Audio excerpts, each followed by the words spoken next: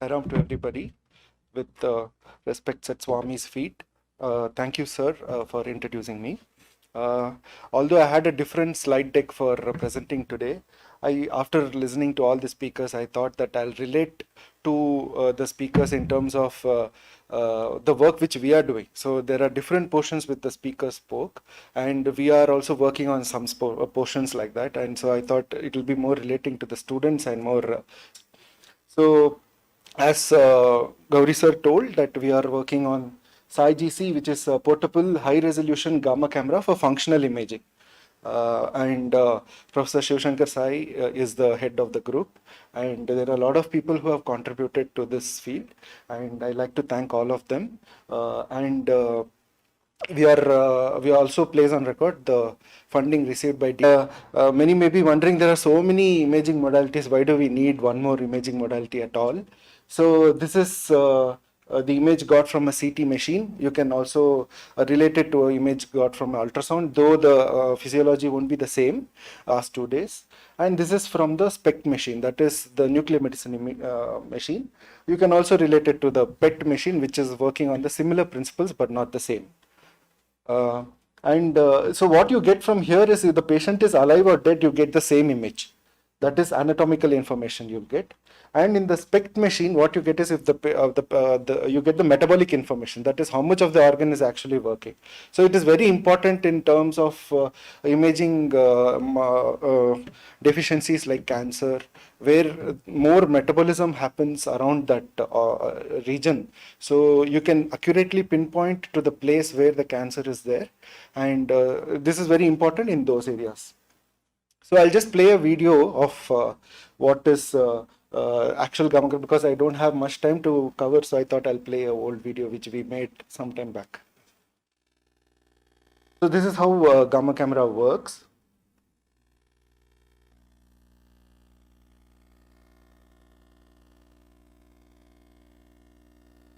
An audio.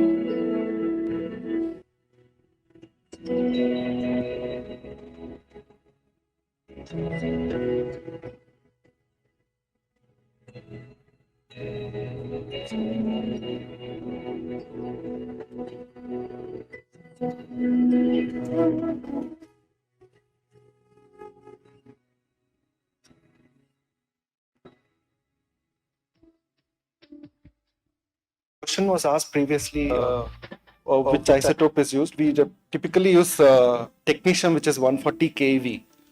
This is the molecule. The isotope travels wherever the blood travels. That is a very distinctive feature compared to the other imaging modalities which was described in the past 2 days.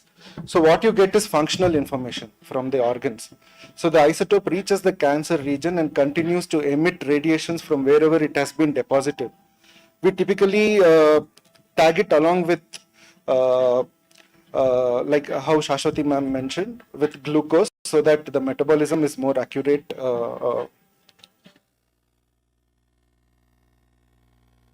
So the isotope reaches and it continues to emit from those regions. These radiations come out from the body and are picked up by the gamma cameras, and images are produced. And this is a typical large field of your gamma camera, and the detector goes around the patient producing tomographic To reduce images. the size of the gamma camera for usage in operation theaters, new age materials were simulated, and properties such as photon yield, the point spread function, blood field uniformity, stopping power, etc. were studied. In view of all these factors, cadmium zinc telluride was chosen as the detector material. SAI-GC has about 2000 pixels of CZT, each of which measures just 2 cross 2 mm square. SAI-GC can reduce the imaging time by about 20 times and also lowers the administered isotope dosage. This has led to increased patient comfort.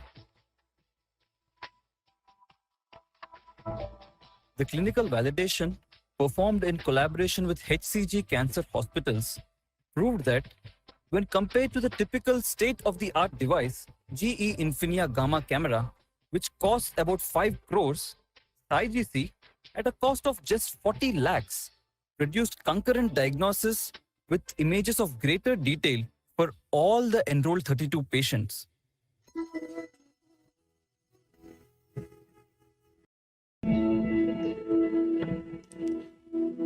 So the purpose of the video was to just give you glimpses of our previous work so that I can present more of the present work what we are doing. Uh, yeah. So this is a large field of view gamma camera. It is situated in purpose-built rooms as big as this MMLC, and it weighs about 6 to 7 tons in weight, and it costs about 4.5 to 5 crores. The spatial resolution from these images, you can see this is a full body scan, and this is the full skeleton imaging. Okay, and you can see that. The marked out regions of interest, you don't get high resolution images from these areas. So what the doctor typically does, this is from our own hospital, from the Siemens ECAM, and he just cuts out these areas and he reproduces the same images, which does not give us any extra information.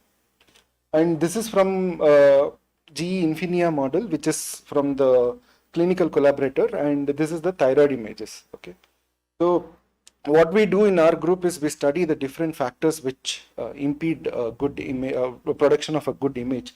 That is spatial resolution, energy resolution, the detector type, the data acquisition system, and the image reconstruction algorithms. I wouldn't go much into it because in 20 minutes I won't be able to cover much ground. So just keeping some things which are of direct interest to the students, I just want to mention about the direct conversion and indirect conversion detectors. Shashwati madam mentioned about the scintillators. If you all remember, a scintillator is a indirect conversion detector. That is, the energy is converted to a photon, and the photon is converted to an electron, and with some electronics we'll convert the electron into some current, and after that the sampling happens. Okay, in the direct conversion detector that Professor Vijay Sai asked, it is CZT what we have used. It's a direct conversion. So the photon is directly converted to an electric current. So there are no multiple steps involved, and you save a lot of time in terms of dead time. That is the time which the detector is suspended for further acquisition. Okay, so you get more data rates basically. So what happens is, what we found is in our study, what used to take 20 minutes for a specific SNR, we got the same data in about 1.5 minutes. So a person is coming for an imaging, for example, an old lady or a child, she cannot keep like this for full time, right? It is going to pain her. First of all, she's a patient, and for 20 minutes she cannot stay static like that. So if it's a 2-minute detector, it is much faster and increases patient comfort. And other things are, it gives more quantum efficiency. Someone mentioned that it is 12% and this is 35%. So you have more data collection which happens. So the SNR is again better.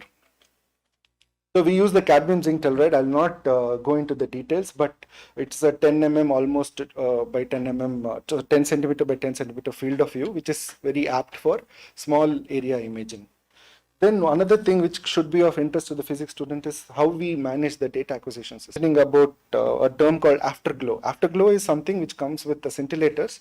Typical scintillators have a long tail end, so they have a long decay time. So when you have many events which are happening, what we are interested is in the peak of the signal.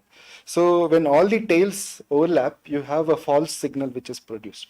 So we should not be having that. So what we do is we have something called pulse shapers. So pulse shapers is basically RC circuits, and it is typically made for that scintillator. So it's almost, you can think it of a convolution. So you convolve the signal with this, and you get a signal which is of your interest, the time which is of your interest. So what happens is, when you have a long pulse, your data acquisition speed comes down. So all these things are there in the current state of our devices, but the thing is, it's all in the analog domain. So once you change the detector, again you will have to change the whole electronics, and each pulse shaping circuits will be like as tall as this roof. So it goes on and go on, and that's why you have the big purpose built rooms for such kind of devices. And one more problem is, when you want to make it a small miniature device, you cannot have such processing units to process your signal. And when you have analog system of electronics data acquisition, the whole system is suspended until the event is captured. So if you want to capture a second event, you'll have to wait until the whole event is digitized. So this is called the dead time of a system. Dead time is directly related to the acquisition speeds. So what we did is generally all these pulse processing circuits produce an event, and then the sampling happens. The ADC converts it to a digital image. So in our setup, what we did is we shifted the ADC from the tail end of the circuit to the front end of the circuit. So what happens is you have lots of data which comes, lots of data. So typical 1 minute acquisition will give you GBs of data. So you have billions of events which are happening per second, and everything is sampled. So that's why I mentioned about fast data acquisition speeds. Also fast data, I mean you get a lot of data. That's what I'm trying to say. And what happens is you have many algorithms which can be written in the software. You don't need to depend on the hardware. So once implemented, it's not done forever. You can always change the algorithms and try out new things and manipulate. Finally it's in the digital area, right? So these are the advantages. So this is what we have done in our SciGC. And coming to image reconstruction, this is the final thing, which is once the image is, the signal is sampled, the image is made. So everything comes in a serial way, right? So we'll have to convert it back to an image and decide where the scintillation happened and localize it to that area and create an image. So coming to CT, MRI, PET and SPECT, I'm just putting what are the complexities involved. I'm just trying to show you that in CT, CT has a emitter outside. It has the organ, the body which is of interest, and the detector which is again outside. So CT produces X-rays, it goes through the organ, and then it comes to the detector. So your direction is in your control, in what angle you are emitting. So you will expect the event to be detected and the exact angle on the other side. You know what energy you are emitting. So 30 eV or 30 kV or 40 kV, depending on the study, you know what energy you are emitting, and you know how much intensity is also. So once it goes through the body, you know how much of intensity has been lost in the body. So you can always map it back to what is there inside the body, right? So this is CT. How MRI works is you have high magnetic field around the body, and all the OH ions orient towards that magnetic field, and once you switch off the magnet, the dipole moments, you will capture the dipole moments, and from there the image is formed. So you don't know the direction, in what direction the dipole will be relaxing, but you know the energy, because a typical OH ion, you know how much of dipole, whatever you call the energy, it will be relating, and you know the intensity, that is what is you're expecting.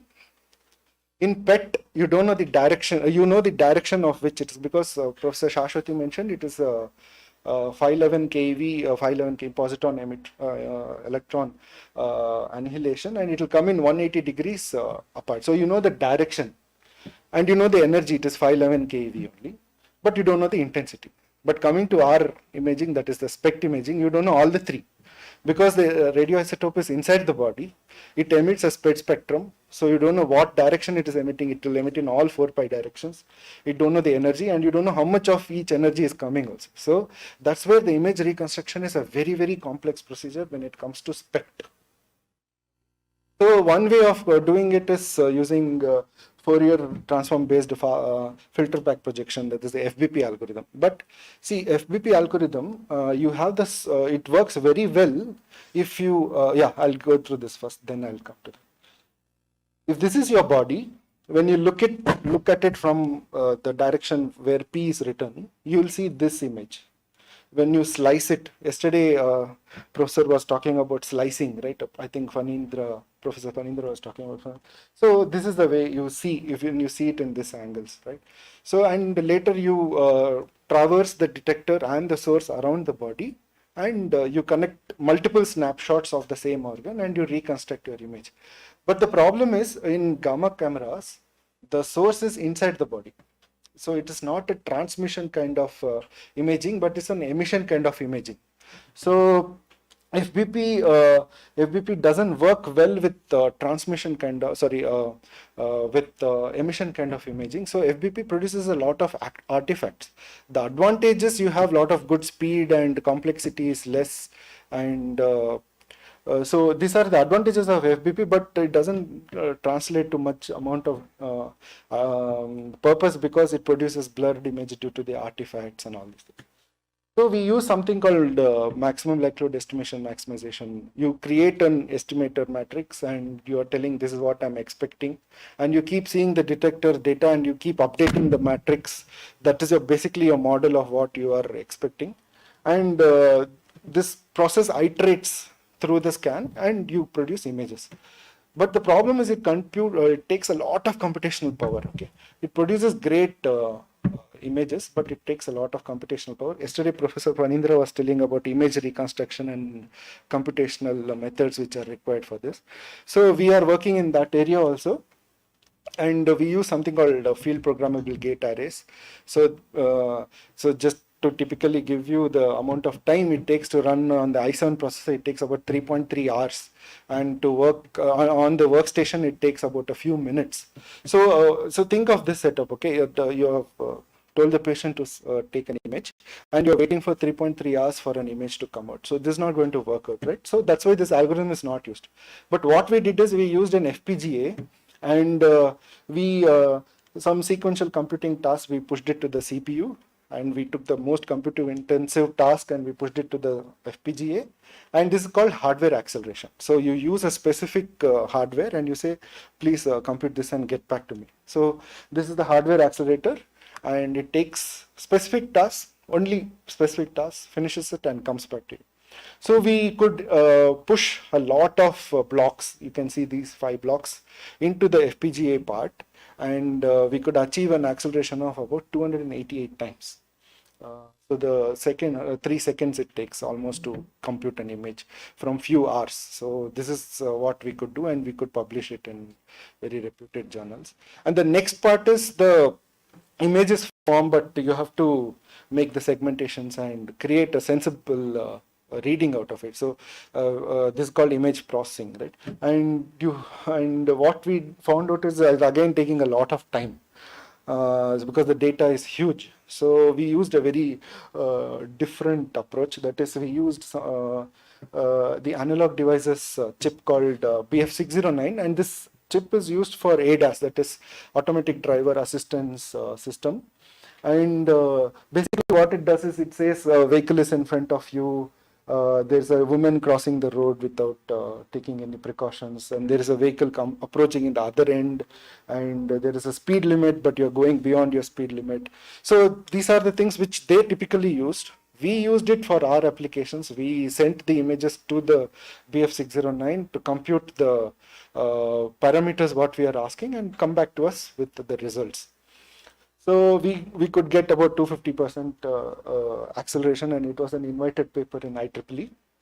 So we implemented all these things in our SciGC, and this is the prototype, and you can see it's about 6 feet tall. Okay, so this itself was an achievement, but coming to the later aspects, from 6-ton machine we could get it down to 300 kgs. This is SciGC for you. And later, yeah, someone was speaking yesterday about the phantom trials and all that. So this phantom, this is called the Picker thyroid phantom. It's about $7,000, which is about 4.5 to 5 lakhs. So we designed our own phantom with our own knowledge, and we could get it down to around 15,000 rupees. So these are the images from the phantoms. It basically simulates, or not simulates, it emulates a thyroid organ, but actually not using a human, but using your own some setup. Okay, so these are the phantoms, and you can see the tomographic images from the phantom. And coming to one interesting observation, if you can see, this is imaging from SciGC of the same phantom, and this is the imaging from the GE Infinia camera. Okay, you can see that 2 mm is clearly demarcated, and it's imaged in the SciGC, but in GE Infinia you don't see that at all. So how does it matter? You may ask, so what is the great thing in 2 mm? Other things are there, but the important point is, yesterday someone was mentioning about in mammary cancer, it's the most easiest cancer to deal with if you detect it at the right time. So how do you detect it at right time? You detect it when in early stage. Okay, so when the cancer is still growing. Okay, so basically the patient will come, they'll take the scan with the G Infinia, they'll say, yo, you're fine, just take these tablets, and they'll send away. But after 1 year, they'll come with a bigger problem to deal with. If we could deal this problem 1 year earlier, we could have saved that patient's life. So that's where it is important to image smaller areas of interest at an early stage. So we did our clinical trials with HCG Cancer Hospital, which is the leading cancer hospital in Bangalore. And Dr. Vishal Rao is our collaborator, and he is the face of COVID research in South India right now. So he was our collaborator, and I think you saw these images in the video, but I'll just explain to you in one or two slides. This is the image which we got from the one which you see in the color, which is got from SciGC, and the one on the right side is a black and white, is got from the GE Infinia model. So you can see in the GE camera that all the intensities are not clearly demarcated. So you can see a block which is called thyroid. How much of the thyroid is actually, which portion of thyroid is functioning more, which functioning is less, it is not clearly seen. Though this was not a very important, it was a Graves' disease and a slightly hyper-functioning thyroid gland, so it was okay. Now you can see this is from SciGC and again from Infinia. So, but what if you feel that, how do you demarcate between a hyperthyroidism and a thyroid cancer? That's where SciGC comes into picture, okay? And this is one more data which I thought you should be interested in. SciGC, so the G gamma camera told that there is no thyroid organ at all. So this person didn't have a thyroid. It is called thyroiditis, but SciGC picked up the signals from the thyroid, which is still which was still there, and it produces some these images. So this shows the sensitivity of the device. So what next? So many people ask, it's all done, what you're going to do? I don't. So, but think about it. See, this is a 3 or 5 ton machine, and this is a 300 kg machine. But this one will still not fit into this scenario. This is the operation theater, and you will not fit into the scenario where you're going to take so much of real estate, right? So we are working on making a machine which is very, very small. That's a handheld device. So it will be as much as your deodorant bottle. Okay, so this is what we are working on right now. And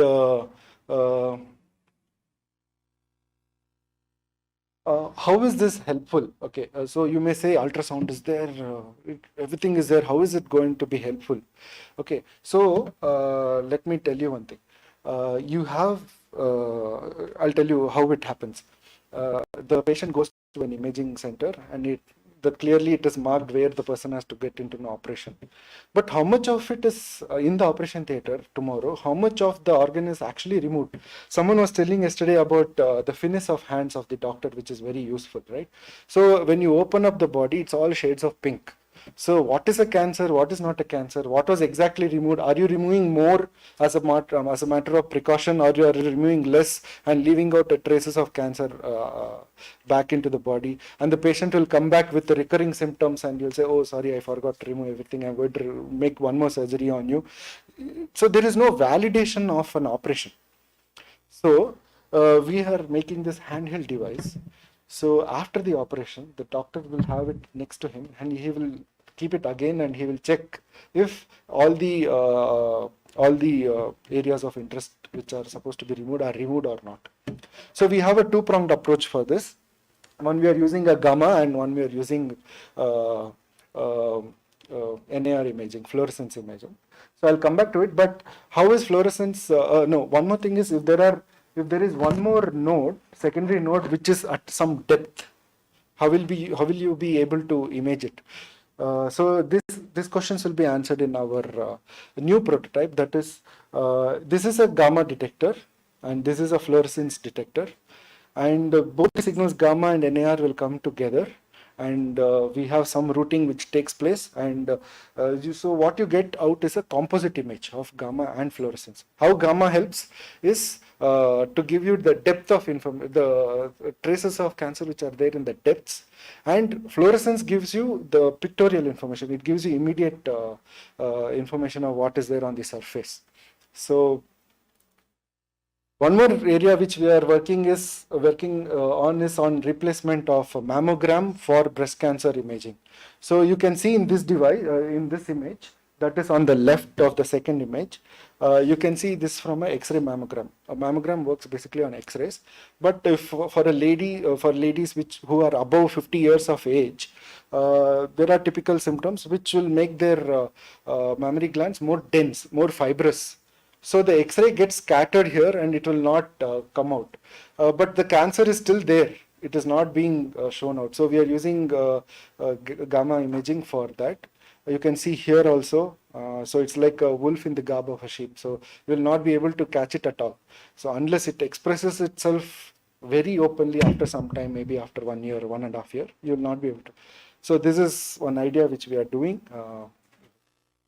Thank you very much.